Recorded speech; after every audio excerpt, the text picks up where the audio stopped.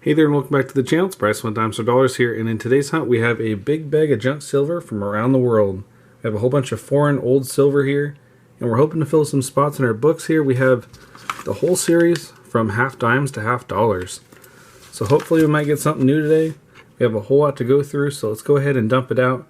Sort it out by type and denomination, and I'll bring you back once it's all sorted out. Well, we're back now after sorting out all the silver, and we have a very nice assortment today to look at.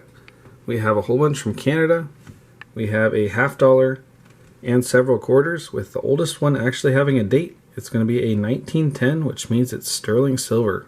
So a really nice find there. We also have a whole bunch of dimes to look at, and 3 5-cent silvers. Those are pretty hard to find because they're so small, but hopefully they'll fill a spot in the book today.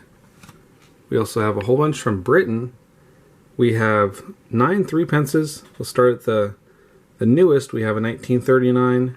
We have a date range here from 1918, 17, and 16. We're missing the 15, but we also have a 14, 13, 12, and 1911, as well as a really slick Victorian era 3-pence. And unfortunately, there's no date on there. The reverse is completely gone. We also had 1 6-pence from 1927, and a very nice 1 shilling from 1934. Don't see them that nice too often, so that is definitely a nice find. Fortunately, it's not very high percentage silver. I believe it's about 50%, but I'll definitely flip that one up because I don't see them that nice from the 30s. Moving on, we also have 1 1/10 golden from the Netherlands. It's the smallest coin of today's hunt, and it is just tiny. There we go. It's from 1966. And it's in really nice shape. Alright, we got 6 Australian 6-pences as well, 3 from the 50s. We had 2 World War II era 6-pences, a 1942 from Denver, and a 43 from Denver. I find it really neat that they're minted in the USA, despite being for circulation in Australia. And our oldest coin here is actually sterling silver. We have a 1926, so pretty neat coin there. We have a 1936 3-pence as well. And here is our last coin. And this one I find the most neat of any of them. We have a 25 ore here from Sweden. And I believe it could be a key date, or consider that anyways. I don't know how key dates work in other countries.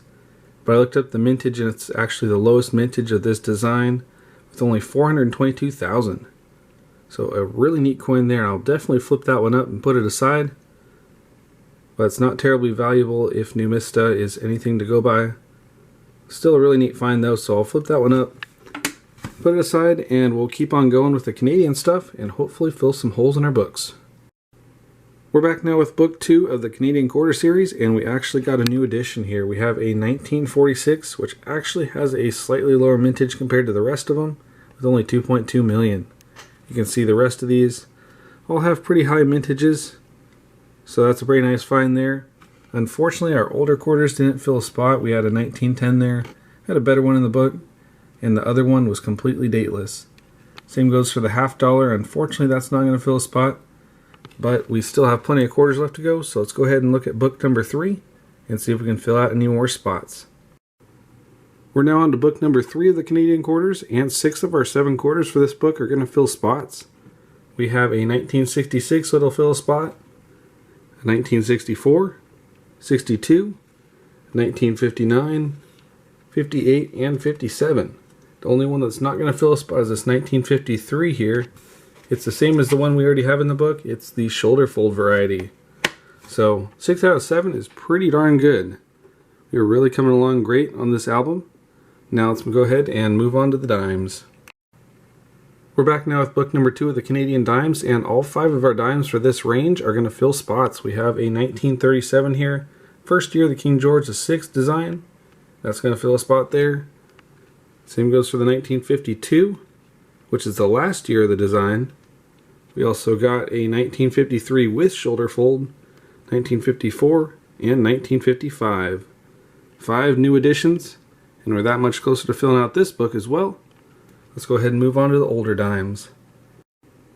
We had a very nice turnout today for the older Canadian dimes. We had a total of 8 of them, and 4 are going to go towards upgrading and filling new holes in the book.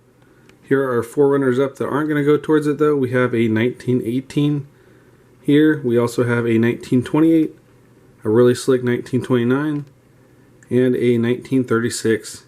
Now for the ones that are going to upgrade and fill spots, we have a 1931 here. We also have a very slick 1917. We have a beautiful 1907 here. It's just in fantastic shape. It's going to be an upgrader for the one in the book. Check out all the detail. That is a really nice looking coin.